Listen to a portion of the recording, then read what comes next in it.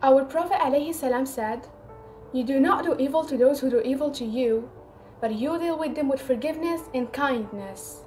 Do good things for people, not because of who they are or what they do in return, but because of who you are.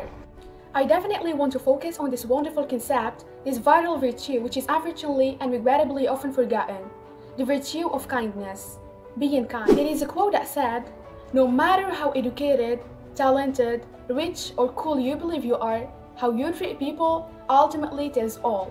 Integrity is everything. It really is. Who you are is far important than what you have, and it will always be. Who you are is measured by how you make others feel, right? There is one thing all of us have in common. We've been mistreated by somebody. Some of you have known abuse, misunderstanding, and all of this has a way of siphoning your tank of kindness. It can make you hurt, and you can get on with hard. You can get along with it. In fact, some will even respect you more because you're tough. But I urge you not to be. Be kind, tender-hearted, forgiving one another. Do what is right, do justice, and do not forget to work humbly with your God. Maybe you were more born a really nice person with a gentle and sweet personality, and being kind to others come pretty naturally to you, which is not the case for everyone. And the good news is that we can change. It is amazing what a little one kind word can do. We don't think anything about it, right? But to others, it breathes life into their spirits. Our words have the power to lift people, to help them get through a challenge, to push them into their destinies.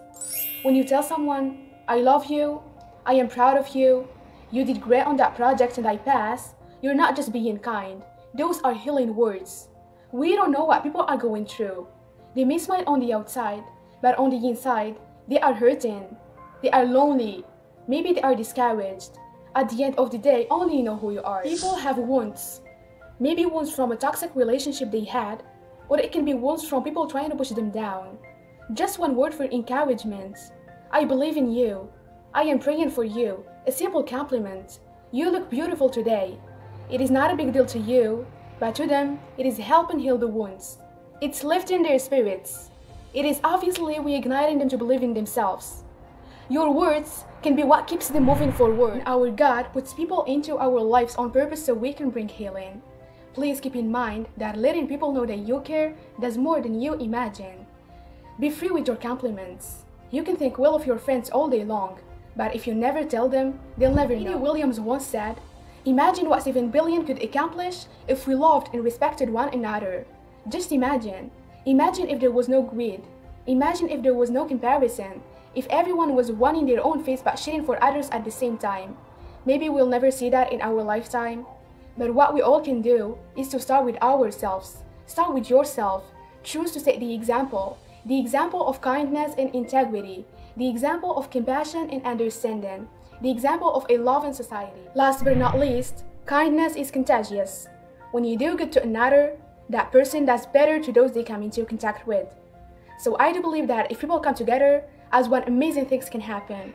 That's what I believe, right? All we need is some peace, equality, and more fairness in our life. Never underestimate or criticize the abilities of anyone. Not because everyone is nice, but because you are. Because you want this world to be better when you leave than when you arrive. Be kind to yourself and be kind to somebody, because what you give is what you get.